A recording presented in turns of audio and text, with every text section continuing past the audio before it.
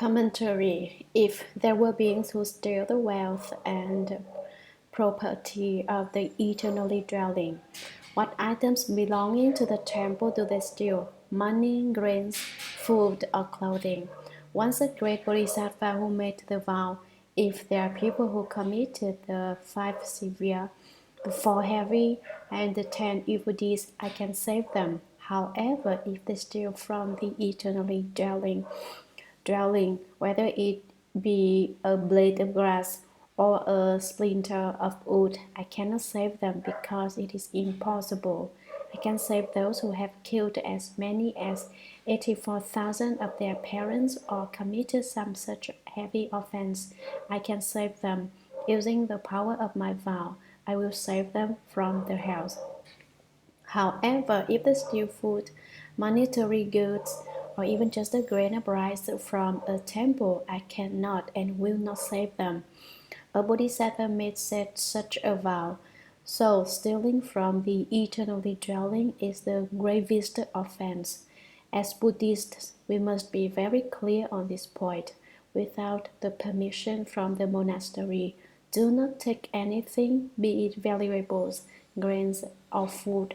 If you do so, you will fall into the relentless hell, where for thousands of billions of aeons you will seek escape in vain. Sutra, Earth Star, continued.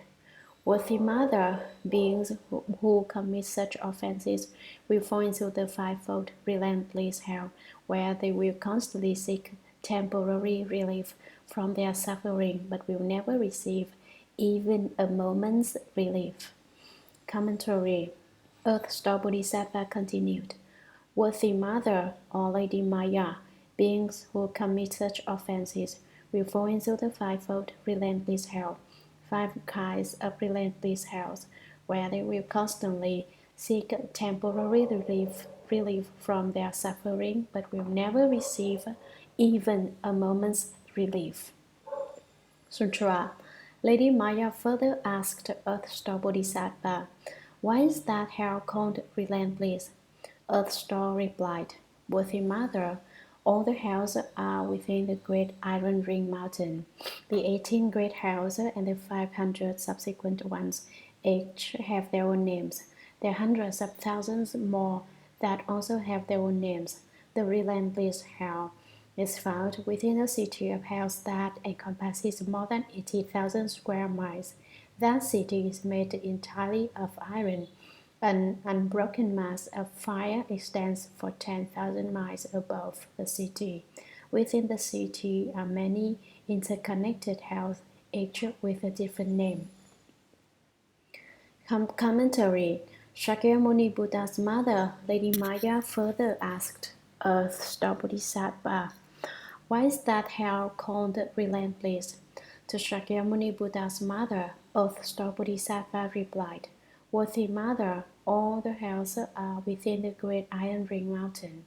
The 18 great hells are the largest, and the 500 subsequent ones each have their own names. Each name is unique. There are hundreds of thousands more that also have their own and different names. What is the relentless hell? The relentless hell is found within a city of hells that encompasses more than 80,000 square miles. That city is made entirely of iron. An unbroken mass of fire extends for 10,000 miles above the city. The fire that extends above the relentless hell shoots from the west side of the city wall to the east side, and from east side to the west side.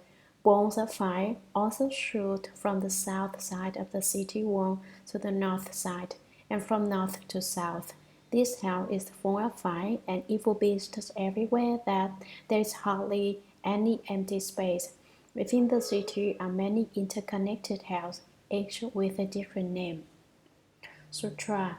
There is just one hell called relentless. Its circumference is 18,000 miles.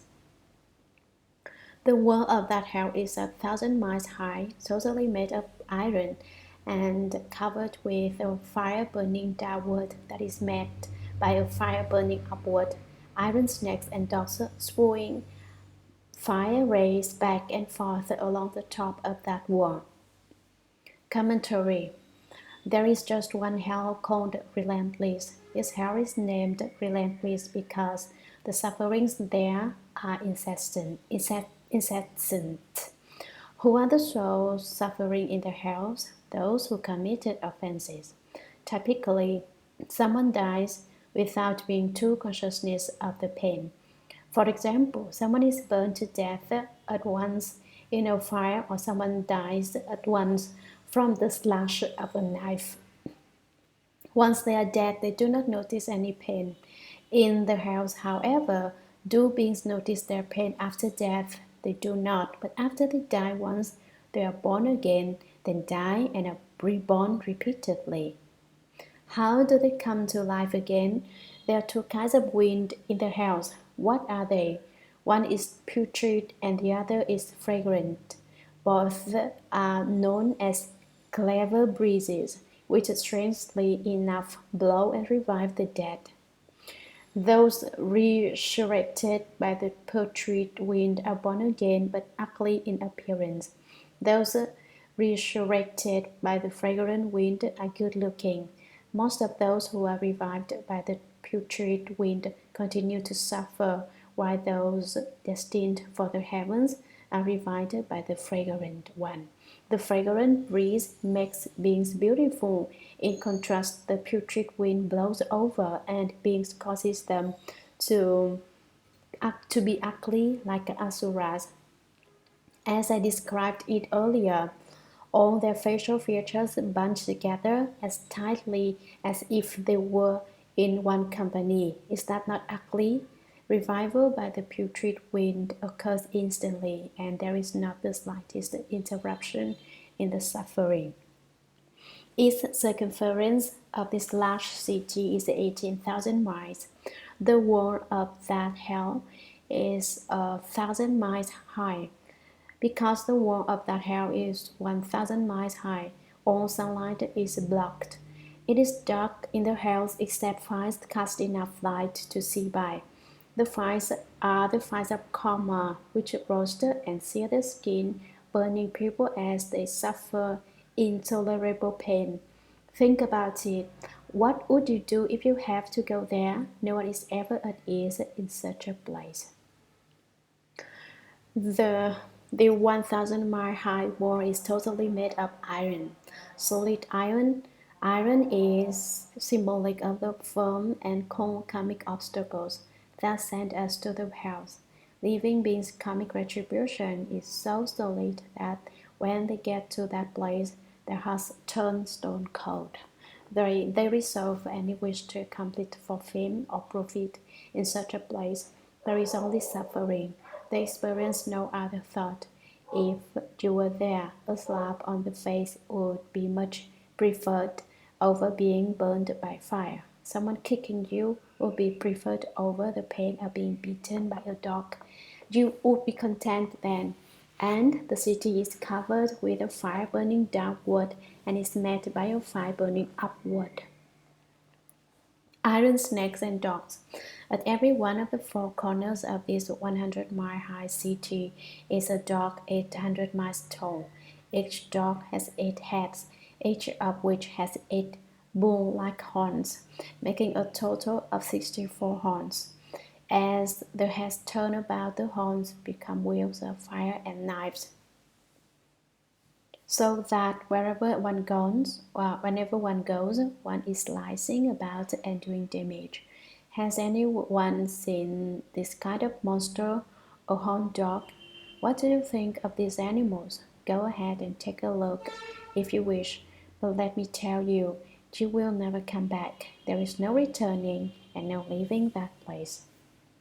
Going there is not like going to the movies. When you go to the movies, you can always walk out.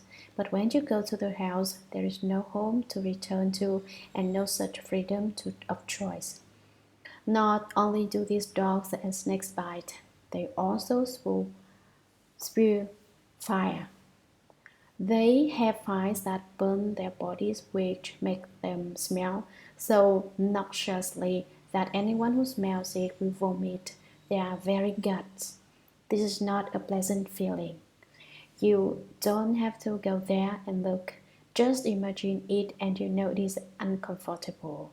These iron snakes and dogs race back and forth along the top of that hell's wall. Sutra. In that hell, there is a bed that extends for 10,000 miles. One person undergoing punishment sees his or her own body covering the entire bed. When hundreds of thousands of people undergo punishment simultaneously, each still sees his or her own body covering the bed. That is how retributions are undergone by those with the same karma. Commentary. In that hell, there is a bed that is not for beings there to sleep, but to make offenders suffer. The size of this bed extends for 10,000 miles. One person undergoing punishment sees his or her own body covering the entire bed. When hundreds of thousands of people undergo punishment simultaneously, each still sees his or her own body covering the bed. That is how retributions are undergone by those with the same karma. These punishments are a result of bad karma. Sutra. What is more, their offenders undergo extreme suffering. Hundreds of thousands of yakshas and other evil ghosts display fangs like swords and eyes like lightning as they pull and drag the offenders with their brass-clawed hands. Other yakshas wield huge iron halberds that they use to pierce the offenders' mouths and noses or stab their bellies and backs. They toss the offenders into the air and then catch them by skewering them with the halberds, or they let them drop onto the bed. Iron eagles pecked at the offenders' eyes, and iron serpents wrap around their necks. Long nails are driven into all their limbs. Their tongues are pulled out, stretched, and then blowed through.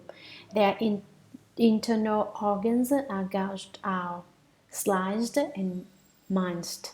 Molten copper is poured into their mouths, and their bodies are bound with hot iron.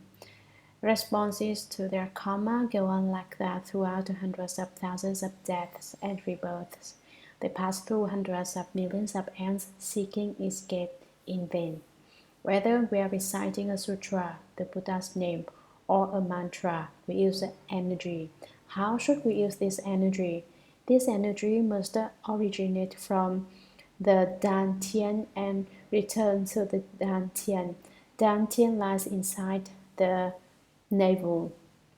The energy originated from the Dantian is adequate, so one ought not to overtly exert it. One shouldn't underexert either, but rather it should be done in a regular fashion as not to hurt it. Energy originating from Dantian, the fundamental source, is continuous and inexhaustible. However, if you do not know how to use it, you may injure your energy or even cut it off. Be aware of this point. If you know how to utilize it, whether writing or doing anything, then you do things with one fell swoop, an indication of your mastery. What is more, there are many offenders who undergo the various kinds of extreme suffering in their hells. Hundreds of thousands of yakshas are spitting ghosts and evil ones. There are many kinds of yakshas, such as the flying yakshas and the ground traveling yakshas and other evil ghosts. Evil ghosts are just yakshas, and yakshas are just evil ghosts. Among the various kinds of yakshas, this particular type of evil ghosts referred to are the ground traveling yakshas. They display fangs like swords. Their mouths are like caverns of blood, their teeth like blades, and eyes are lightning as they pull and drag the offenders with their brass-clawed hands. Their eyes shine like lightning, and their hands are made of brass or as strong as brass. These ghosts pick offenders up and toss them about with their enormous strength, throw them perhaps several yards, perhaps 100. Beings there have to go where these ghosts order. Other yashas wield huge iron halberds that they use to pierce the offenders' bodies, mouths and noses, or stab their bellies and backs.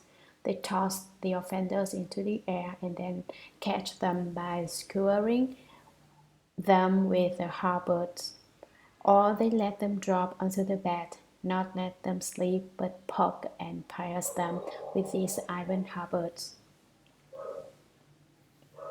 Iron eagles peck at the offender's eyes and heads and crack open the skulls to eat the brains.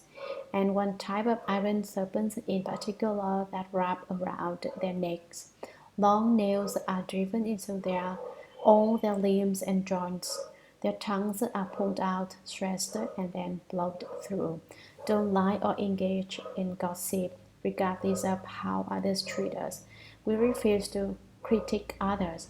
For if we do, we will enter this hell, and our tongue will be plucked or blown through like a field. Their internal organs are gouged out, sliced, and minced. Molten copper is poured into their mouths, and their bodies are bound with hot iron. Responses to their karma go on like that throughout at least hundreds of thousands of deaths and rebirths. They undergo 10,000 deaths and as many births in a single day. They pass through hundreds of millions of ants seeking escape in vain. It is difficult to leave this hell. Sutra. When this world is destroyed, they find themselves in another world. When that world is destroyed, they pass on to another one. When that world too is destroyed, they move on to another one. When this world comes into being again, they return here. The situation involving relentless retribution for offenses is like that. Moreover, 5 karmic responses account for the name relentless.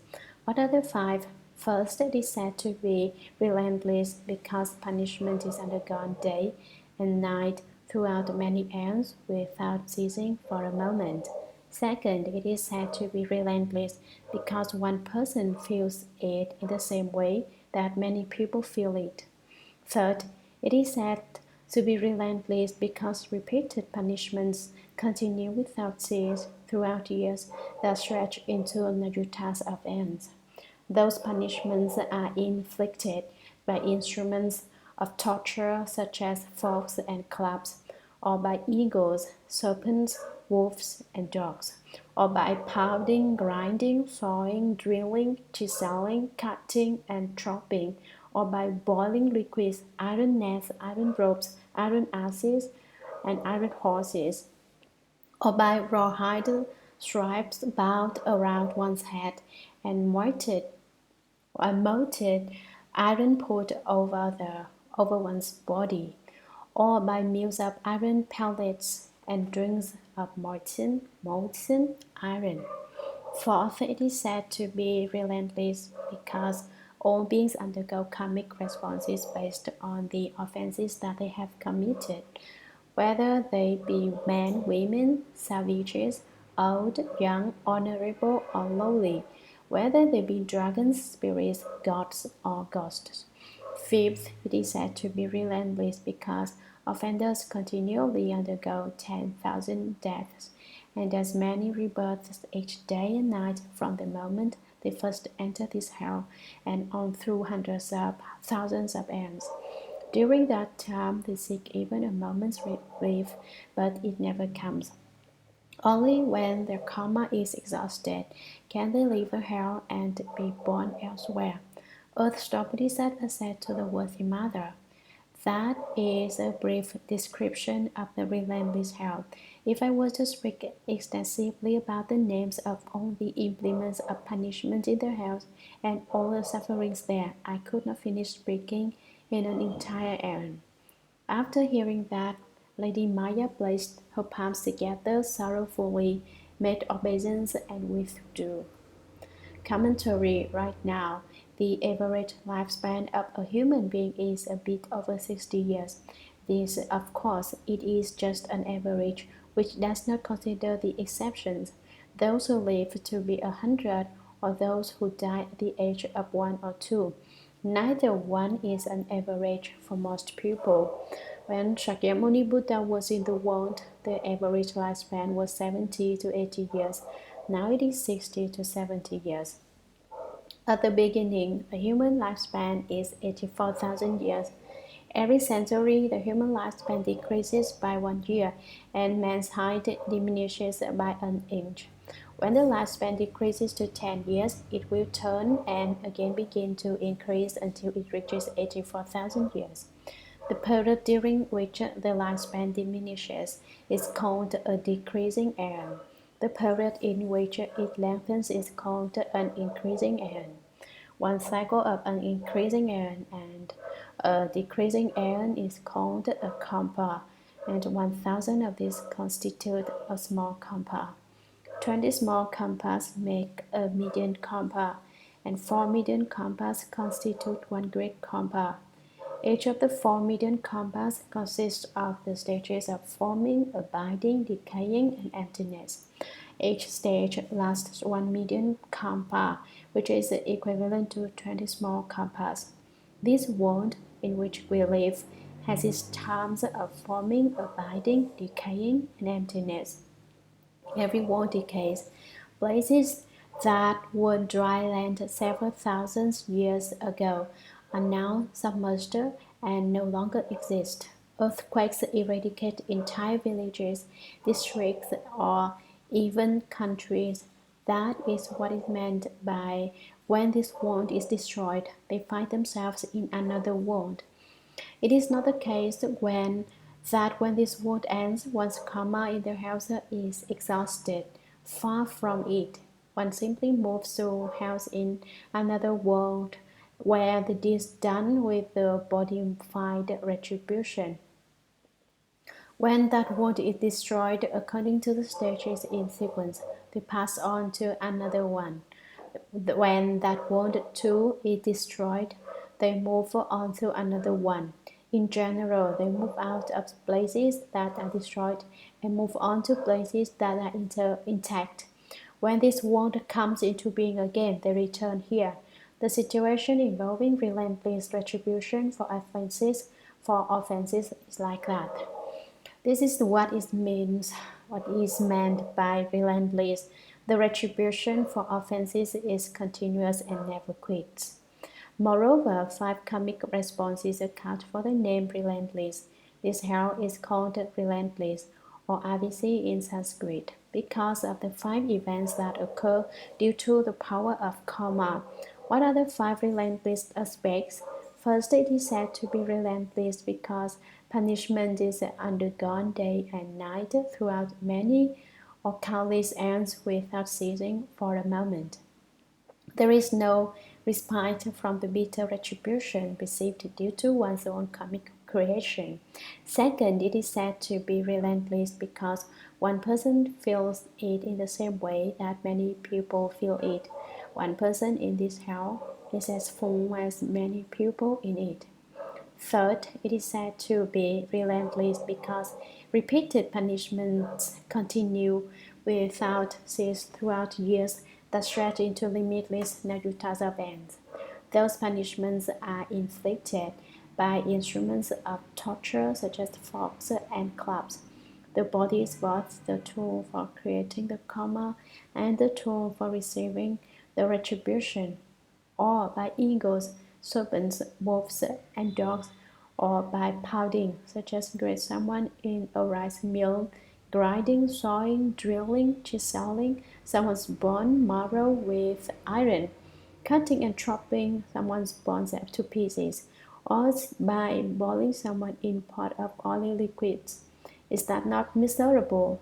Such as the iron nails, iron ropes, iron asses, iron horses, or by rawhide stripes bound around one's head and molten iron poured over one's body, or by mills of iron pellets. When someone is hungry and drinks up molten iron, when someone is thirsty for tea or water. Fourth, it is said to be relentless because all beings undergo karmic responses based on the offenses that they have committed, whether they be men, women, savages. Savages refer to tribes in peripheral regions, such as the barbarous people in various parts of China. In southern China, there were the southern barbarians. For example, mention said to Su Xing, a native of Chu. He is a southern barbarian with a tongue like a bird's, which is not in the heritage of kings. He talks the way a bird chirps. You have no idea what he is saying. In historical China, people in Shandong, East Mountain, Shanshi, West Mountain, Henan, Southern River, and Hebei, Northern River, all spoke Mandarin. People south of Hunan, Southern Lake, were called Southern barbarians because they could not be understood by Mandarin speakers. We do not need to mention English because the Chinese did not even understand each other then. Hence, Southerners were called barbarians. The West and China have not established exchanges or communication then. The word for barbarian contains the word insect because the Southerners were considered snake-like. People in Western China were called Chuan, canine. The Easterners were called Yi and Northerners Di, which both contain the radical canine in it. Basically, they were seen as transformed from dogs. The Chinese character for the Chang people has the radical goat on top. That is to say, they were also transformed from animals. There was also the Hu people, whether old, young, honorable, or lowly. At what age is considered old or young? Usually 80 or above is considered old age and 10 years old of age is a child. The honorable may be kings and the lowly may be ordinary citizens, whether they be dragons, spirits, gods, or ghosts. All of them equally receive the retribution they deserve, making this the relentless hell. Fifth, it is said to be relentless because offenders continually undergo 10,000 deaths and as many rebirths each day and night from the moment they first enter this hell and on through hundreds of thousands of eons. When one dies, the clever breeze revives the offender, but only for him to suffer and die again. Thus it is said, myriad deaths and myriad births continuously without cease. During that time, they seek even a moment's relief, but it never comes. There is no respite for even as long a time as a thought.